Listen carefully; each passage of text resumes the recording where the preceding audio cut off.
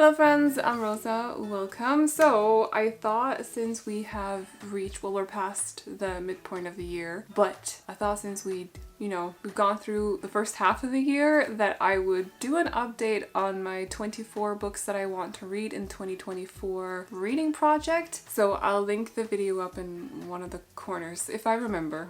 If I've forgotten, please remind me.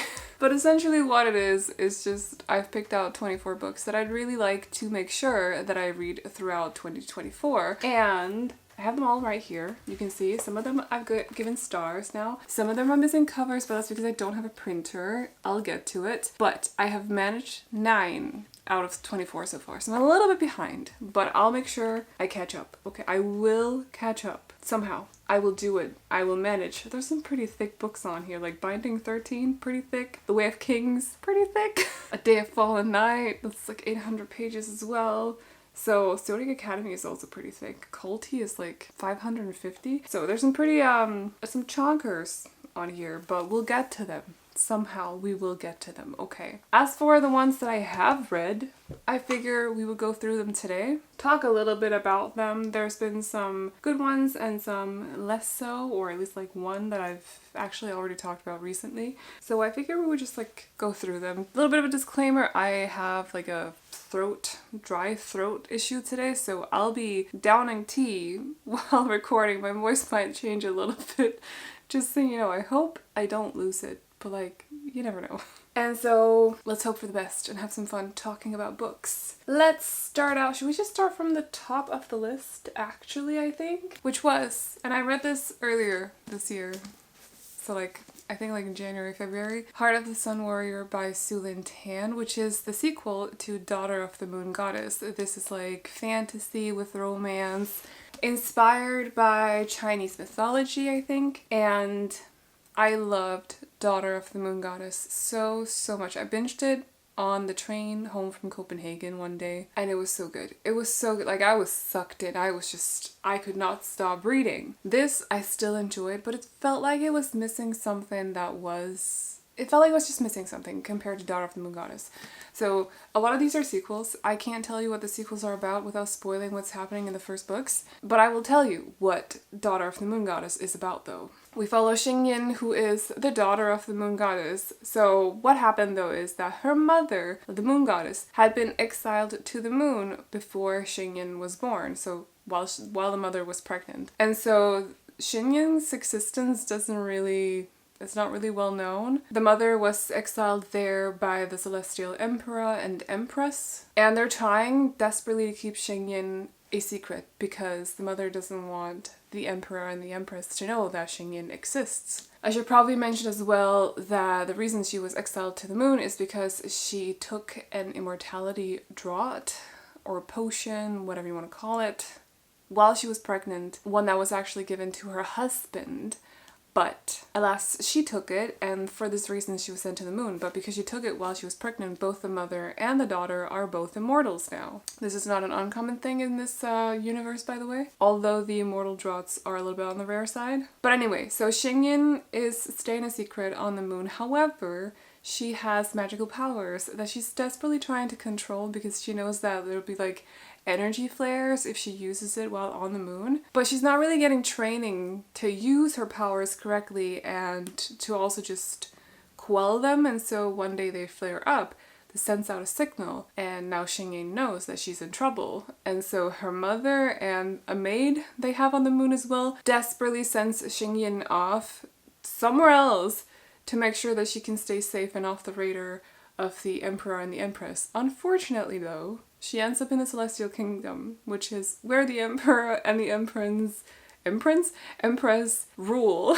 So she basically ends up in enemy territory. And so while she's there, she has to keep her identity very secret, but she also starts to study with the Crown Prince. She starts to train with the military as well.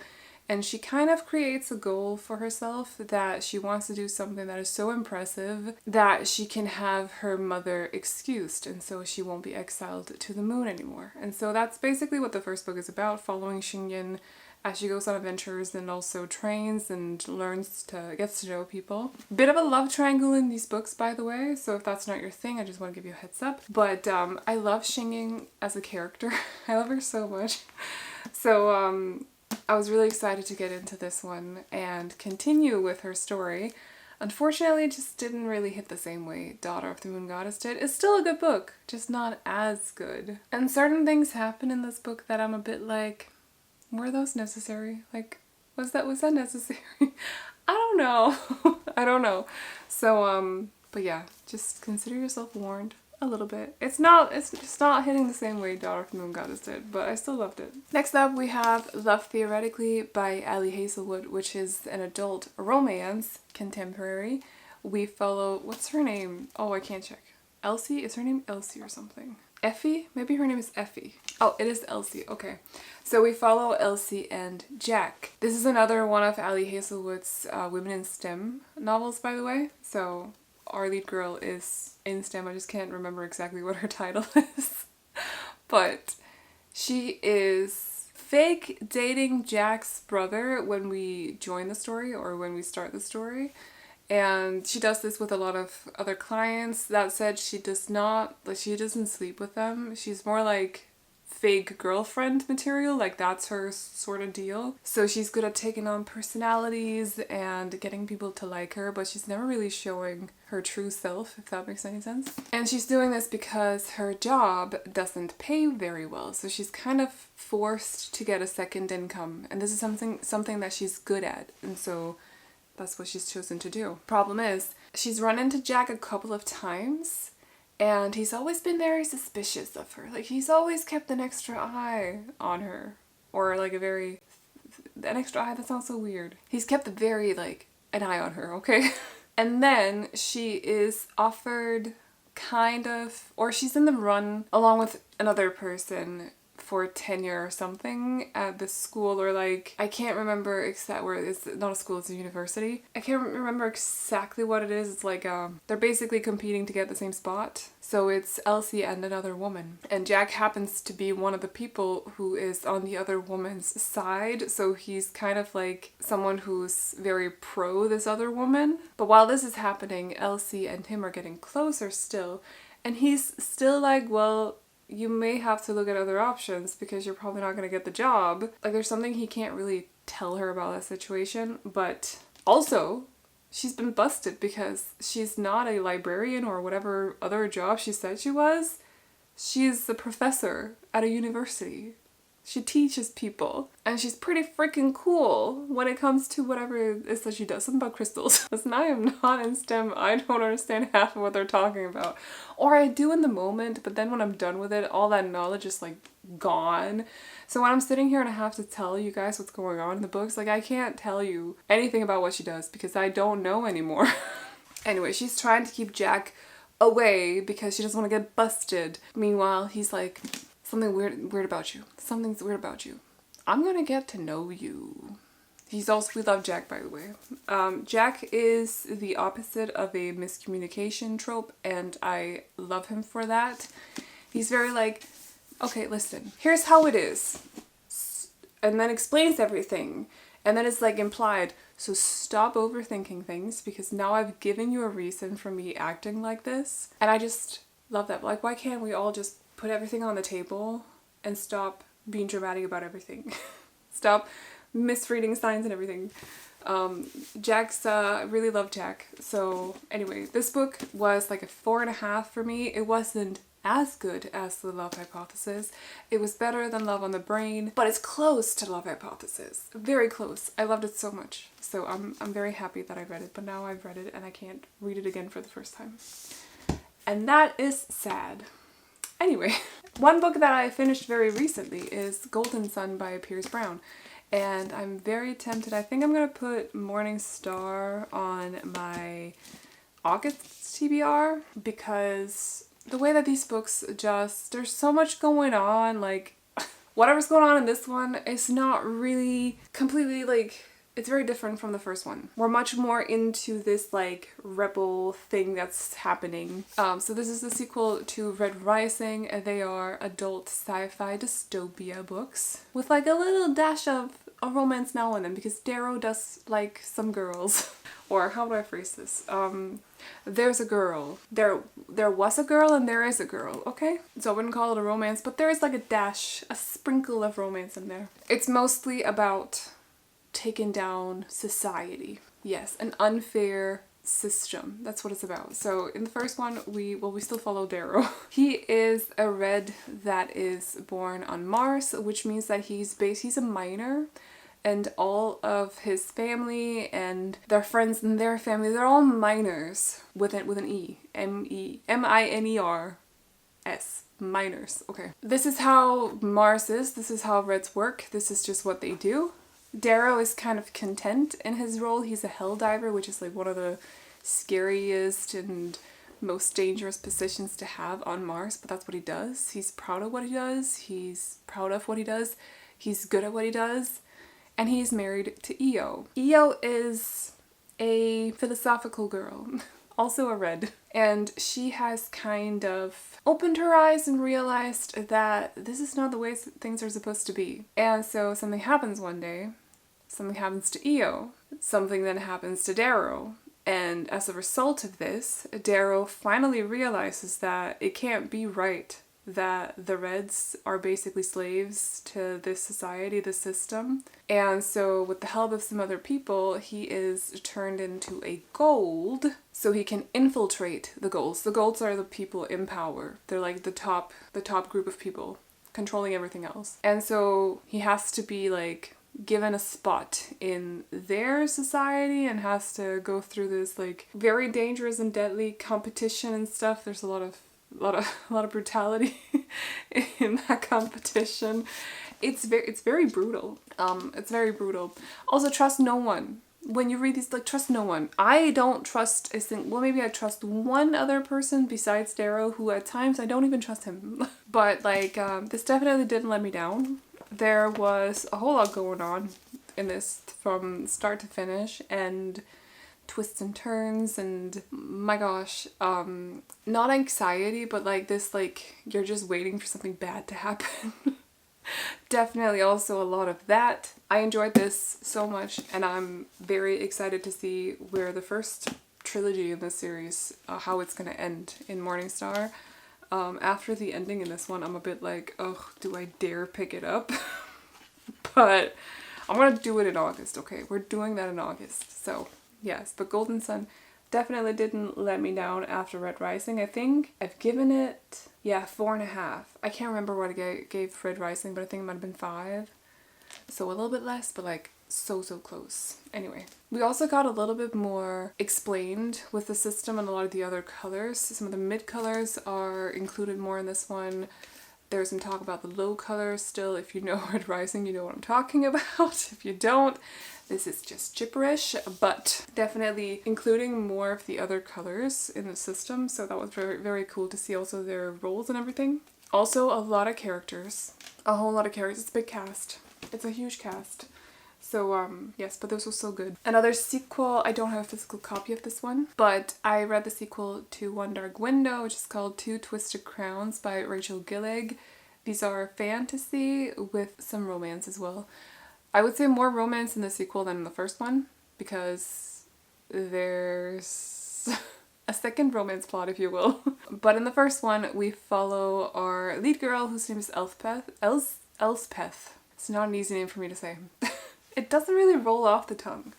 But anyway, Elspeth is a little bit special in the way that, so the world that this takes place in has been cursed, or the forest at least has been cursed. If you enter the forest, you either go crazy, die, or in Elspeth's case, she's been touched by the curse and now has powers. The more she uses them, the more she deteriorates though. And this is like a thing with those people that have been touched by the curse but not succumbed to it. So her power is that she's able to see these cards. It's a part of the curse as well. There's a set of tarot cards. There's 12 different kinds, I think. So the first card, there's 1. The second card, there's 2 of them. Third card, there's 3 of them, so on and so on. And she's able to spot these because she can kind of see they have like a colorful aura to them. So she can see when people are holding cards, she can kind of see them through their pockets and stuff because she can see the color. And one day, while she's out and about, I can't remember what she's doing, but anyway, she is surprised on the highway by bandits. These bandits find out that she can do this and they're like, oh, actually we are, for some reason, collecting the whole deck. Maybe we want to uplift the curse and like, you know, remove it. I don't know.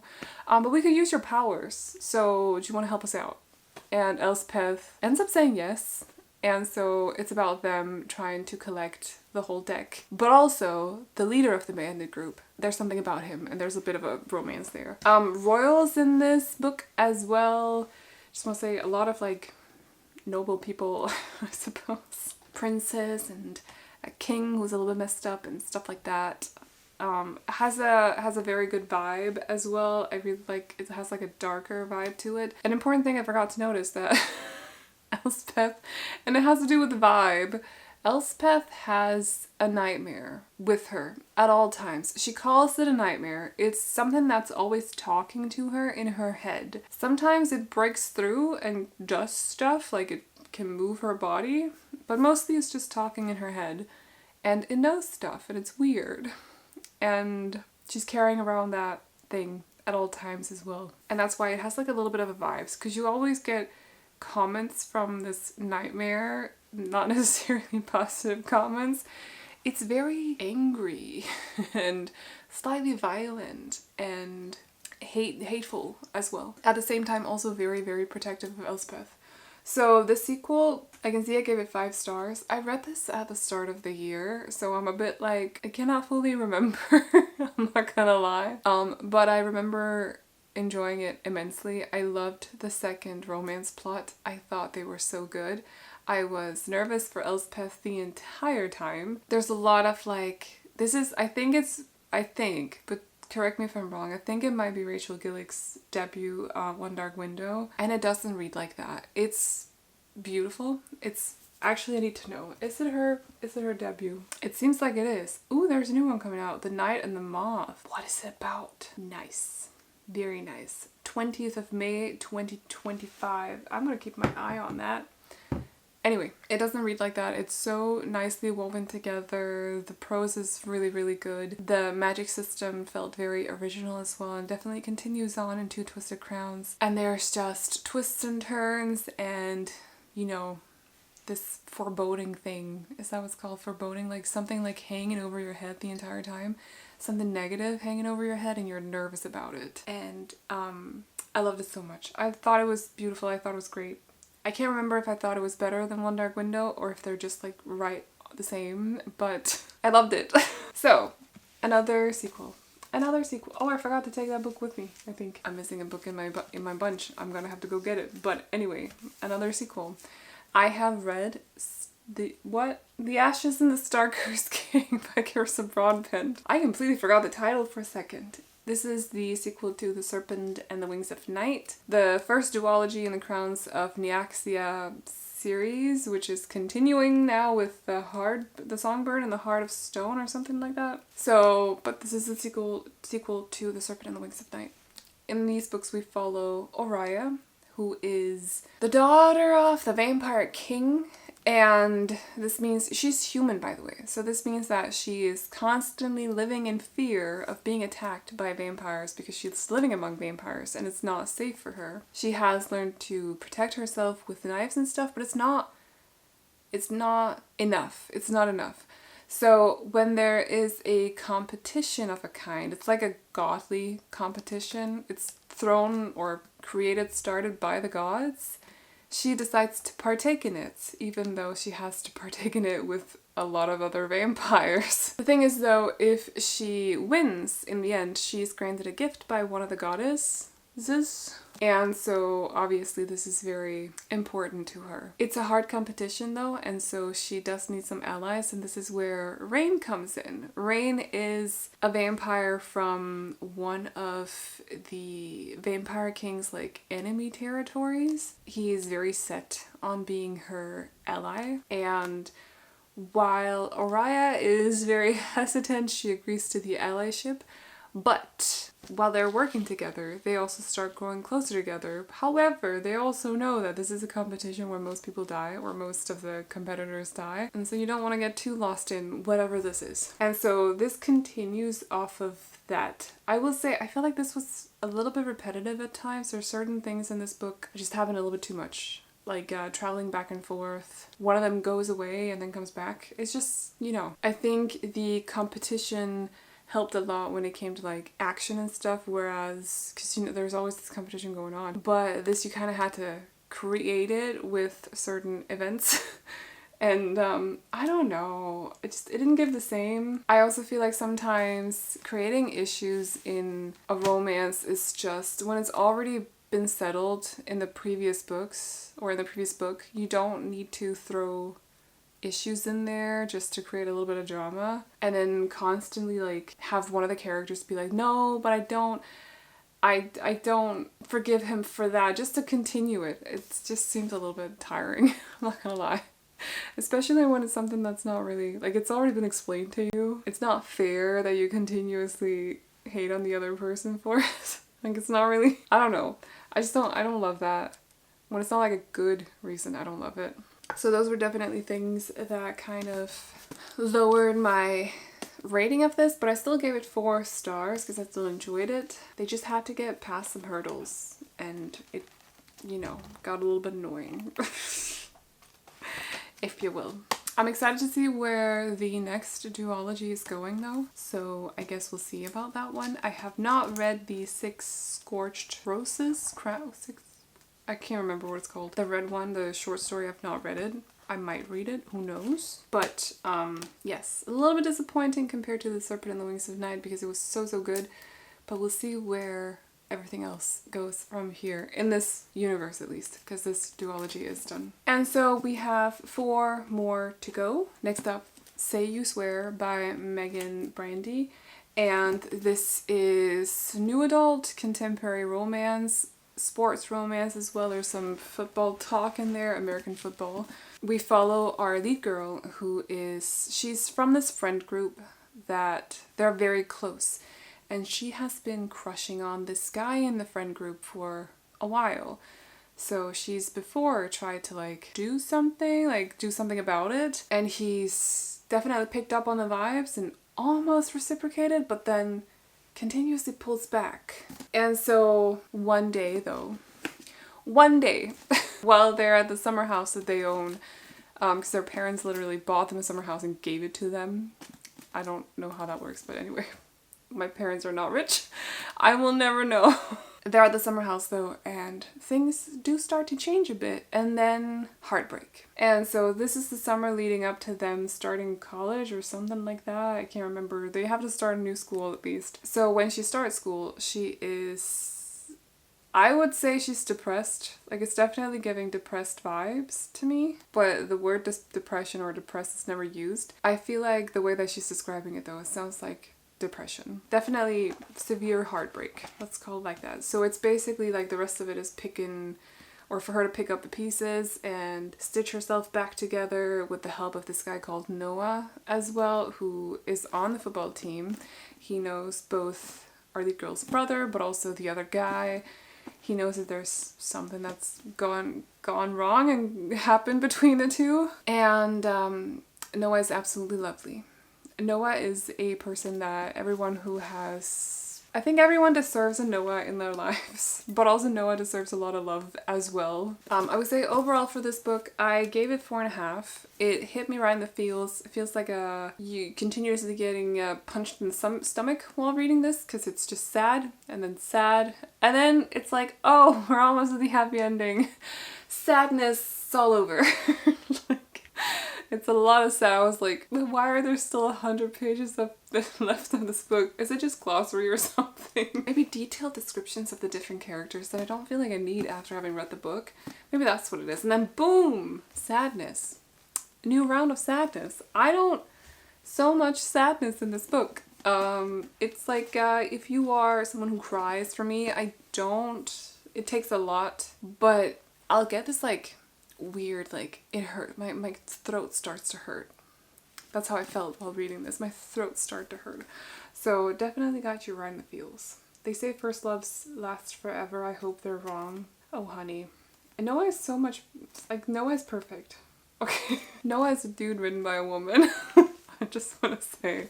Anyway, so it was good. It was good, but also a little bit like, if you're an adult, it does become a little bit teen-like sometimes. It can get a little bit too teen, if you get what I mean, so just keep that in mind. We have to do with younger people here, okay? They're not adults. They are late teens, maybe early 20s, I'm not really sure. So just keep that in mind. Teens, okay. It's teen or like late teens, young adult, but not new adults.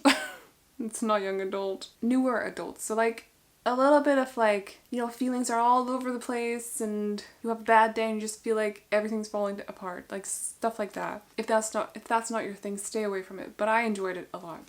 I had this like weird thing with this book that while reading it, I was sure that I'd read it before and I still can't figure out where that feeling came from.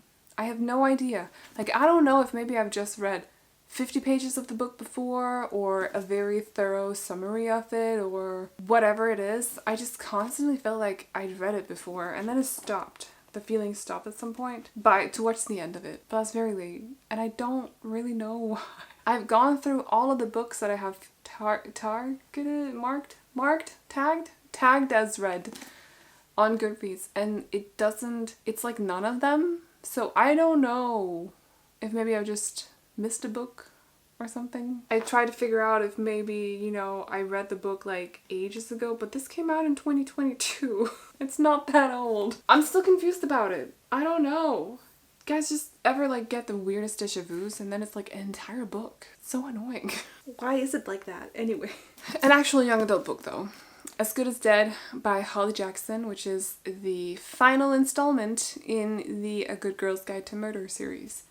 So this is young adult mystery. We follow Pippa, who is obsessed with true crime. And so there's this case in her town, city, whatever you want to call it. It's a couple of years ago. A girl was missing, I think, or was she found dead? I can't remember. And a guy who was suspected of having killed her ended up ending his own life in the forest. And so he was found there. But Pippa has always been sure that he wasn't the one who actually did it to his girlfriend. It was his girlfriend that went missing or died or whatever happened. I'm saying that because I can't actually remember fully, because this doesn't really have... Actually, no, this does have something to do with it. Yeah. Anyway. And so for her summer project, after like school project, she decides that she wants to solve the murder. She wants to solve this mystery of who actually did it because she's not happy that this guy took all the blame. And so she gets help from his brother. The two of them also grow very close in the process, but it's about them basically solving what happened. The sequel has a little bit to do with it, but also another case, and this has something to do with it, but also another case as well. The turn at the 50%, like I did not see that coming at all. I remember going into this and just thinking, why is this book so thick? These are basically all plot tabs, by the way, because I haven't really tabbed a whole lot of other stuff. So purple and yellows are plot tabs, and a lot going on in this. At the 50% mark, this takes a turn. And I was just like, oh, well that's interesting. Quite the development, okay.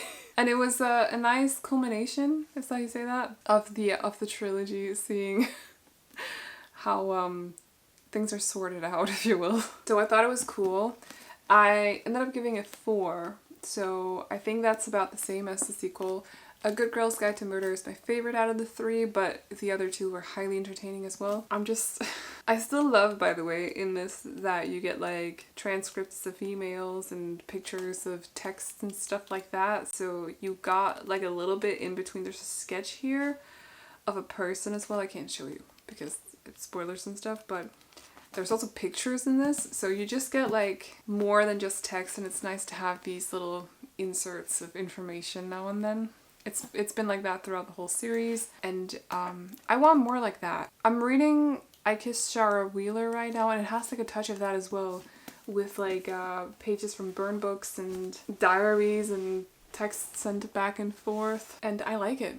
I like it. People should do that more. But I Kiss Shara Wheeler is also a little bit of a mystery, although not a murder one. But still. I want more text messages in between chapters. They're fun to read. The problem with reading fantasy is texts don't exist because nobody has phones.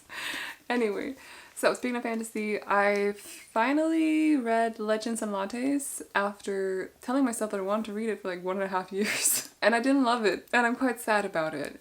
Overall, this is fantasy with a sprinkle of romance in there.